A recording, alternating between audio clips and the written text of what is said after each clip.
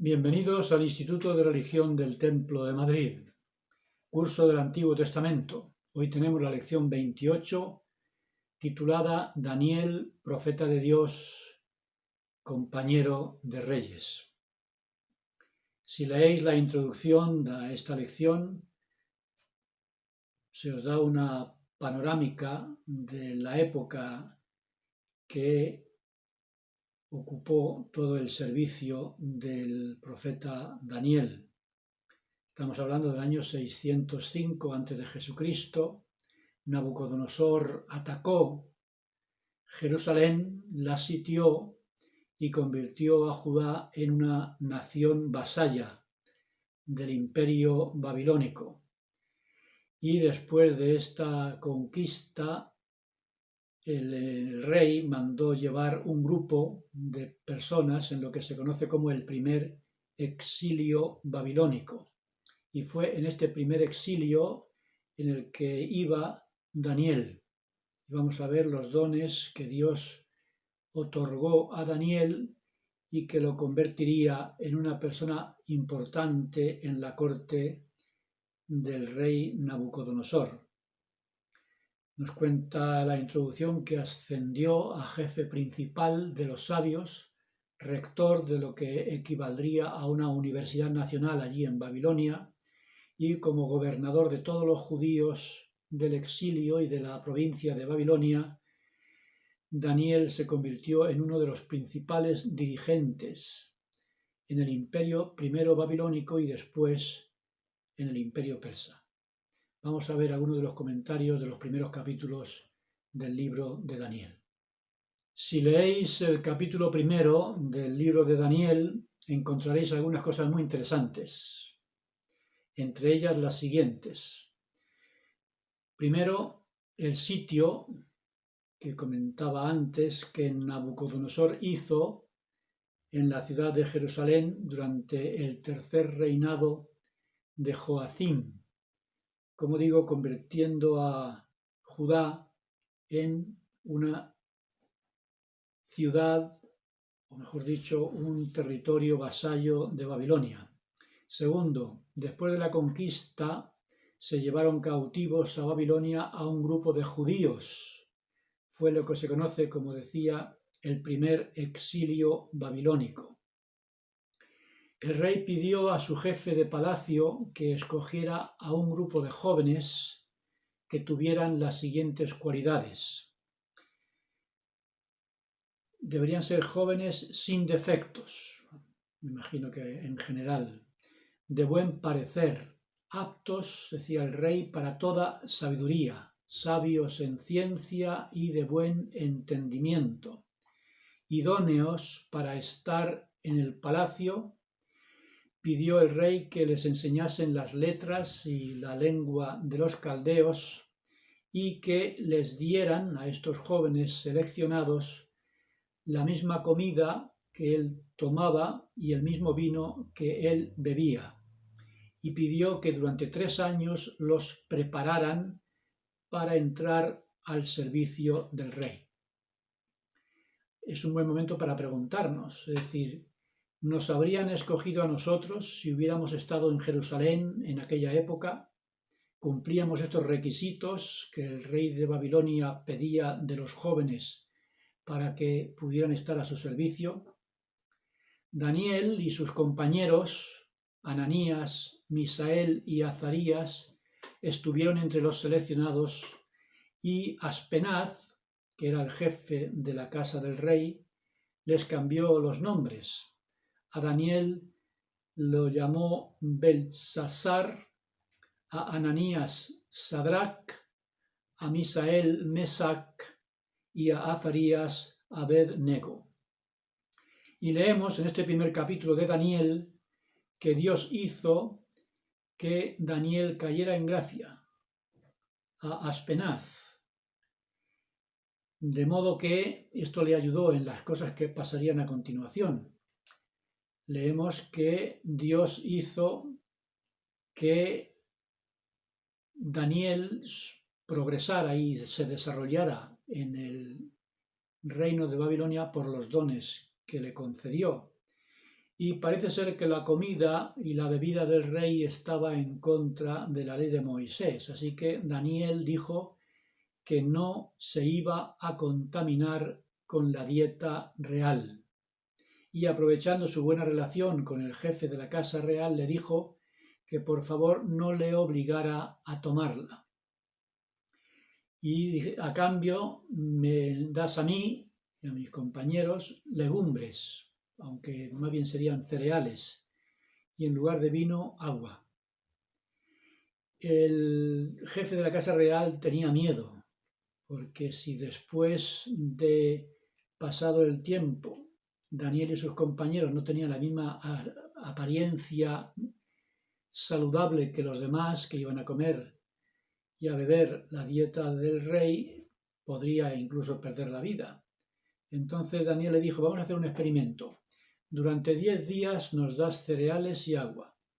Y pasados esos días, compáranos con los demás jóvenes, los que toman la dieta del rey, y vamos a ver si realmente seguimos siendo saludables y entonces podríamos continuar con esa dieta sin problemas.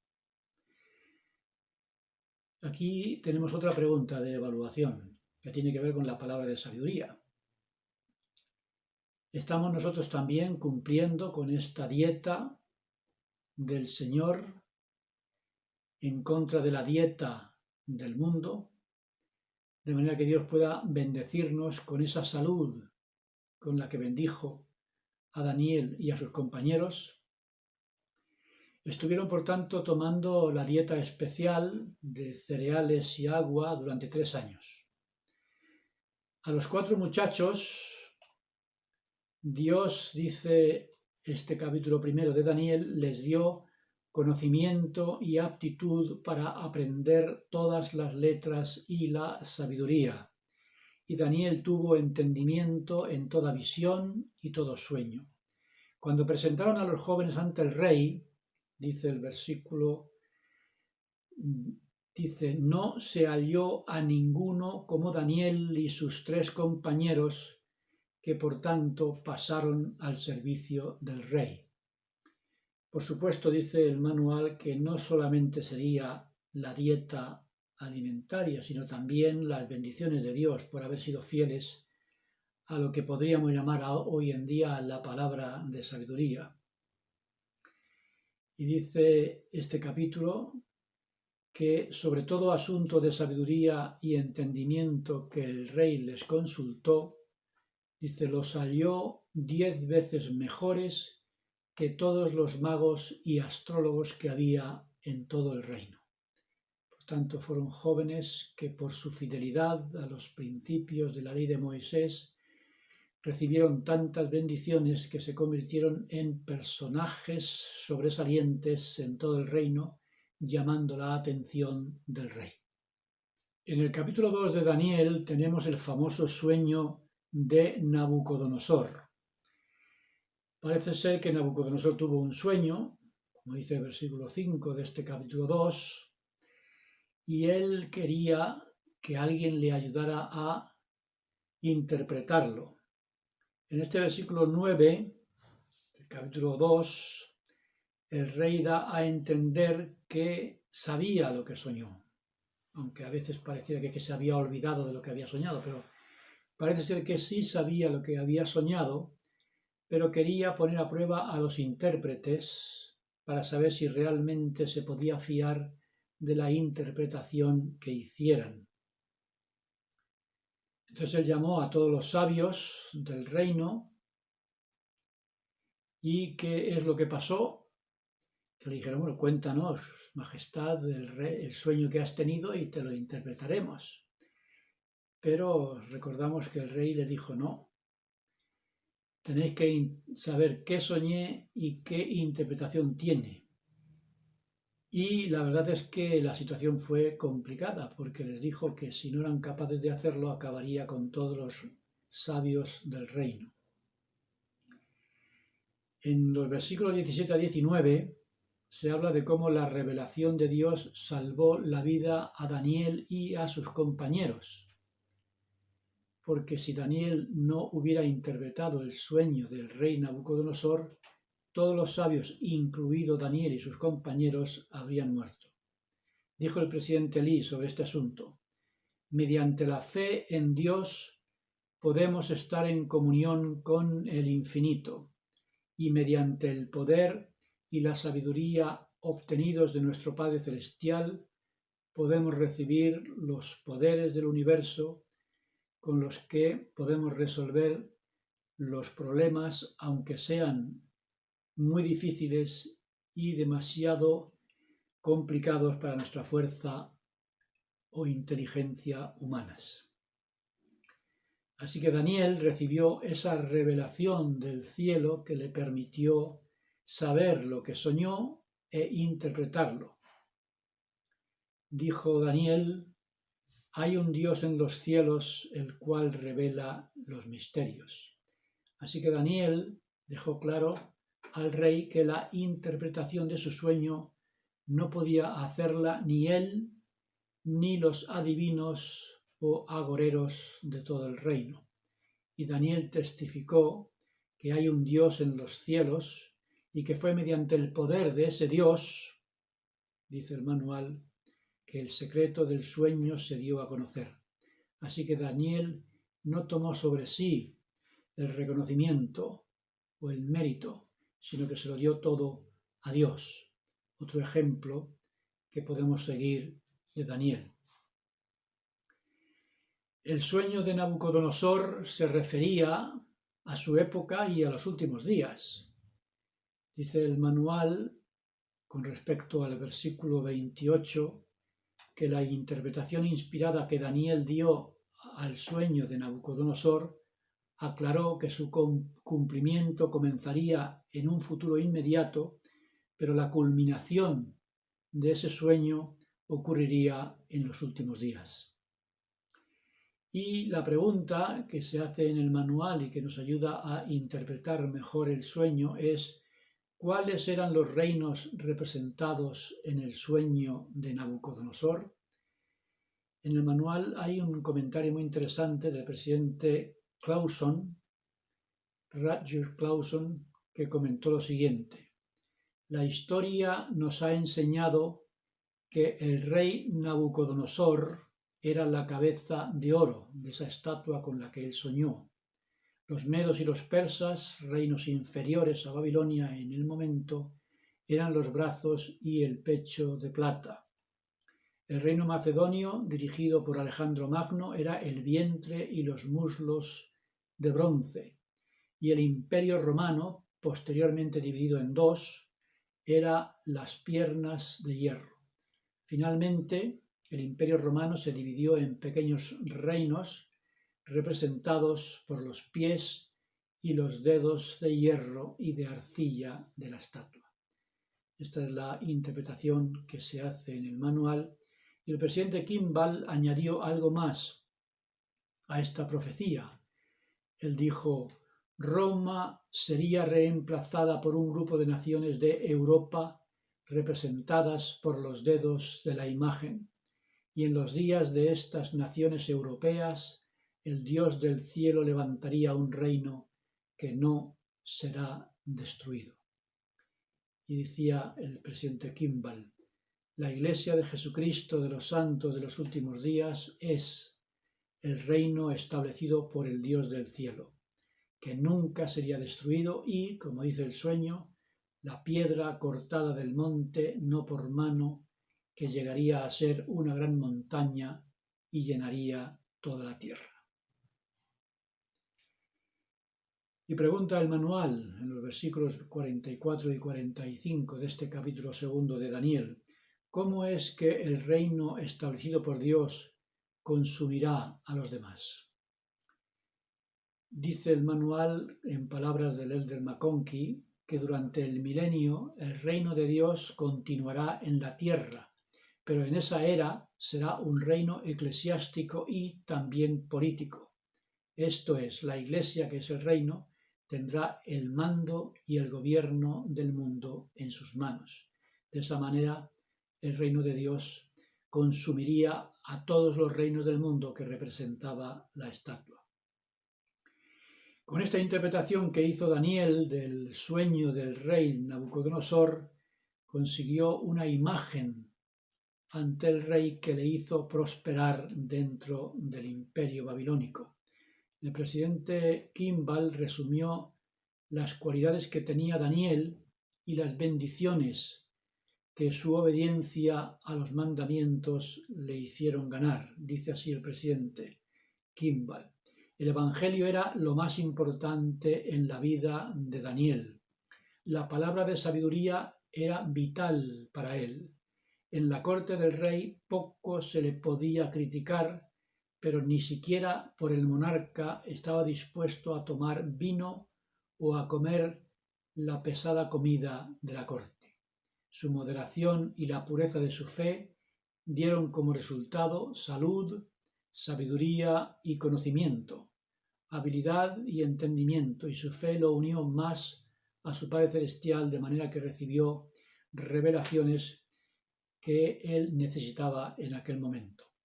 Por haber revelado los sueños del rey y su interpretación, recibió honores y reconocimiento general y un alto puesto en la corte. Vemos los frutos de la fidelidad, aunque sea en contra de las tradiciones o las costumbres del momento. En el capítulo 3 de Daniel aprendemos que, como hemos dicho antes, Daniel no estaba solo. No fue el único que sobresalió como un joven ejemplar. Sus tres compañeros demostraron la misma lealtad inconmovible y la misma devoción a Dios, comenta el manual. De ellos, nuevamente el presidente Kimball dijo: recordamos la integridad de los tres hebreos Sadrach, Mesach y Abednego. Los tres, así como Daniel, resistieron a hombres y mandatarios a fin de ser fieles a sí mismos y de mantenerse leales a su fe. Se les requirió mediante decreto del emperador que se arrodillaran y adoraran una enorme imagen de oro que el rey había mandado levantar. Aceptaron que los arrojaran al horno ardiente antes que negar a su Dios y caer en la idolatría. Todo el pueblo se arrodilló, pero esos tres jóvenes se negaron, aun arriesgando su vida. ¿Y qué les ocurrió por no quererse inclinar ante la estatua del rey? Pues que a los tres jóvenes, Sadrach, Mesach y Abednego, los arrojaron a un horno, que dice en el versículo 19 de este capítulo 3, un horno calentado 7 veces más de lo acostumbrado. El calor que desprendía el horno era tan grande que los siervos encargados de echarlos al horno murieron quemados. Parece que el rey estuvo observando todo lo que estaba ocurriendo allí y se quedó maravillado cuando vio que los jóvenes no se quemaron, sino que Dios, el Dios de Israel, los protegió y los salvó. Un ejemplo de cómo Dios nos bendice y nos protege si somos fieles a sus principios. Por tanto, si estudiamos los capítulos 1, 2 y 3 de Daniel, vemos el ejemplo de valentía de 4 jóvenes dispuestos a sacrificarlo todo para ser fieles a sus principios. Y los demás capítulos demostrarán cómo el poder de Dios y su revelación se manifiesta por medio de la fidelidad de estos jóvenes, un ejemplo para todos nosotros.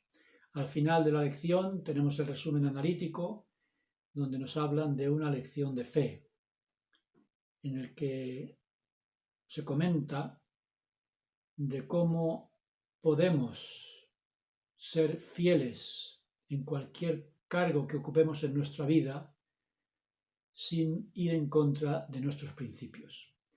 Así que no sabemos qué es lo que nos espera en el futuro a todos. Responsabilidades de diferente tipo. Y Daniel y sus compañeros nos demostraron que no importa el puesto que ocupemos en el mundo, podemos ser fieles a los principios del Evangelio, no comprometer nunca todas aquellas cosas que hemos aprendido del Evangelio de Jesucristo y sabemos que Dios nos bendecirá y nos revelará todo aquello que tenemos que hacer. Por tanto, estudiemos el libro de Daniel y aprendamos del ejemplo de estos jóvenes seleccionados por sus buenas virtudes que luego desarrollaron en Babilonia, y su ejemplo sirvió incluso para que el propio rey reconociera que el único Dios verdadero era el Dios de Israel. Un buen testimonio que nosotros también podemos dar al mundo si nos conservamos fieles y damos el ejemplo que se espera de nosotros. Que Dios nos bendiga como a Daniel y nos proteja en esta época tan difícil sin comprometer nunca nuestros principios. Y este es mi deseo y la petición que hago a Dios por todos nosotros en el nombre de Jesucristo. Amén.